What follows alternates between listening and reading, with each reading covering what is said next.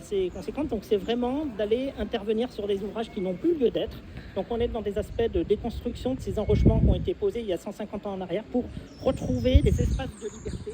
avec notamment un fonctionnement le plus naturel possible du Rhône, je précise bien, dans les conditions actuelles de ces enjeux de territoire. Donc deux actions majeures, c'est le démantèlement des ouvrages donc de l'ingénieur qui les a posés à l'époque, donc qui s'appelle Guy Girardon, donc sur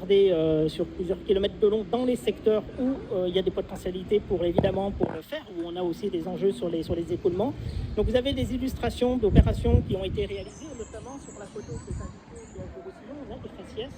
suite à l'élargissement, suite à l'effacement des systèmes d'endiguement qui n'ont plus de rôle donc actuel, où on retrouve donc des espaces de liberté où le Rhône peut s'épancher, le Rhône peut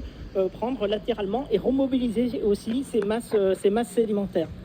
Une autre action qui est également majeure dans ces opérations-là, c'est de retrouver ces bras, donc dans ces solutions fondées sur la nature. Donc c'est de rétablir des fonctionnalités naturelles par la réouverture notamment de ces bras qui se sont envasés, qui se sont sédimentés au cours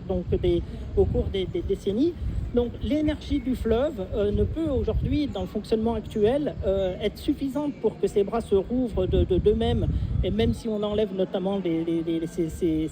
ouvrages qui ont été posés par la main de l'homme et qui ont favorisé la sédimentation, donc ça s'accompagne d'actions où il faut aller impulser et donner notamment, donc c'est déjà des bras qui fonctionnent en eau, qui sont en eau courante,